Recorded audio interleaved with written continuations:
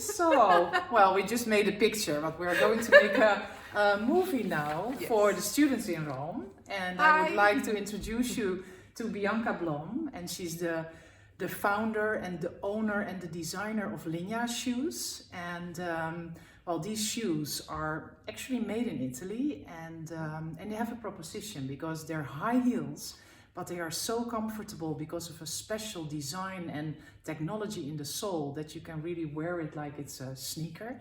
And we're gonna ask Bianca a lot of questions because this is the class about celebrities, social media influencers, and media in general. And Bianca has a lot of experience in that with her brand. So we are here at the Pondsteiger in Amsterdam, and we're gonna ask her some questions. But let's start by asking you, Bianca, thank you for joining us. Of course. That we can learn from you. But can you tell us how long ago did you founded your brand and why? Well, I launched it 4.5 years ago, but it took me more than 2 years to develop it. And before I got the idea, it took me 1.5 years. So it's at least 8 or 9 years ago when it started in my head. And it's maybe nice to know because you didn't study design, did you? No. Like we are doing. No, I studied business economics. Different background, but working as a consultant, loving high heels for I don't know how long already. And for me it was just that I thought, why can't a high heel be more comfortable but still pretty? And I got that idea when I learned how to make shoes, because I did a course in craftsmanship shoemaking. So of course I needed to learn more about the design and the whole background of it. And then I got the idea, and I went to different experts of completely different backgrounds to help me. So I think it was in my advantage that I didn't have the fashion background, because I didn't think like most people do in fashion, because that's how you learn how to think. Yeah.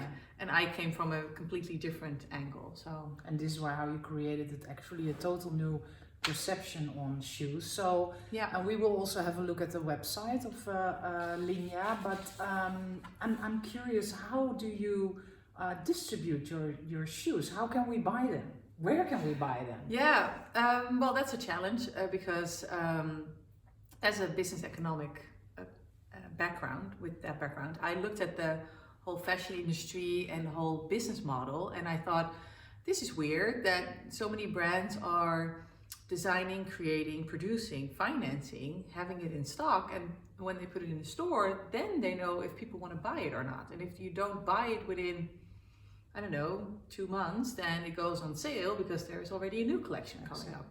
Yeah. And that became more faster and faster over the years, the whole fast fashion, of course. And I thought, especially as a startup, I thought I couldn't do that. I don't have the funds to do that. So let's see what type of shoe, what type of heel is the most versatile, but also a timeless classic. So I wanted to make the Ray-Ban under the sunglasses, the 911 under the sport cars. Yeah, we're getting into the distribution model later on. Yes. Because so I only sell it on my own website and in my own store. But instead of making collections and having everything in stock, I say to my clients, choose any color you want, and I will make it for you, especially. Fantastic. So I turn it the other way around, and I don't have any You sales. don't first produce and then wait who's going to buy it. Exactly.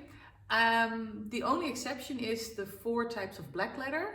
Yeah. Those I have in stock because most women choose for black as their first pair to start off with. It's like the little black dress, but then of your shoe collection. Yeah. So, and I know that stock will always have their value. So I don't need to put it on sale or anything. So that's why I started with the business model first to come to the distribution. Because a lot of retail clients actually maybe want you to produce all these collections, so it was not a fit. Exactly, and also then the selling price had to almost double. Okay. So if I wanted to sell through other stores or the Bijenkorf, other department large stores. department store. In the exactly. Then the selling price now it's 289, but then it needs to go to 400 and 450 because they're handmade in Italy and it costs more time to make them because the special construction and the material. And I didn't want to cut down on quality. No. So my cost price is high. The solution. Exactly. And then I had to come up with a solution. So it takes me more time to build up my brand and to reach my clients and my target group.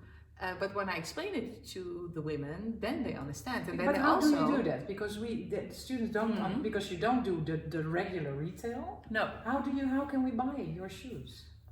So what happens is that I got a lot of free publicity, PR, because of the story, and also that my claim is true. So I say that women can walk twice as long in my heels as that they would normally do. And well, I even did a half a marathon. I walked even half a marathon. 21. But it's true, I know also. 21 kilometers, 6.5 hours. Wouldn't recommend it, but it is possible. So I can also come up with these crazy things and challenges, but also word of mouth, because women, when they walk on my heels and it's like, wow, it's really true, even though you don't see anything on the outside. So that's for me, next to, of course, social media. I need to do a lot more on that. I have a but we are going into that later, because I would like to have the students learn where can you buy it, and then we go into the like the media and you know, word of mouth stuff. But because it's so different, so you have your own web store, correct? Is there any other distribution that you use? No, it's really only my store and my own website. You also have an offline store since a year. Okay, and that made a world of a difference. I sold. Well, I just told you my sales went up 84% last year. By opening a physical store. So that's interesting. So the problem made the solution. So Bianca already earlier started to have her own distribution model, like her own web store. And then when you opened a physical store, then because you were already on your way and a lot of women knew it from the media, and now they could actually, and this is also nice about your concept, meet the designer. So that's also why your store is interesting, because it's not just a store. We can Google it, but it's really interesting because you are there and you know you can physically work with the product. Exactly. And I have other brands with the same proposition, but then women who make bags and another one who makes tailor-made clothes, and it's all innovative and smart solutions and beautiful products. So it's all it's like an ecosystem. That's the word of 2020. But Bianca, so we're having this class about how to look at celebrity media, and you have experience in that because you quite a lot of also Dutch celebrities are like walking in your shoes. That's really super. Tell us a bit, take us in that story. How do you do that? How do they discover that? And how do you use it for your sales?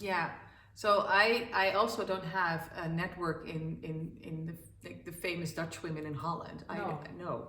So what I did is I started to look at the stylists. So who are the women who are styling all of these celebrities? Because they are like gatekeepers. Because they get paid for. I know. So when I convince a couple of them, give them some Linjas to try on, and then this is what happens with every woman, because if you're a celebrity or not, you still have painful feet if you walk in heels. They put it on and then it's like, So, and then one stylist, she styles so many celebrities.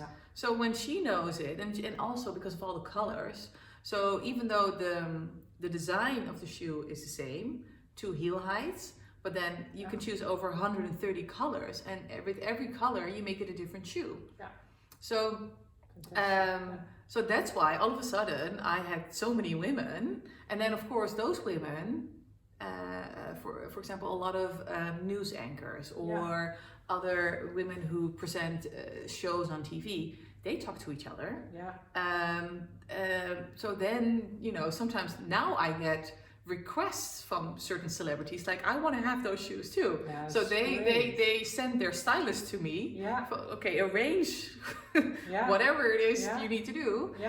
But also, and this is interesting, because these women, they're not just a pretty face, they need to perform as well.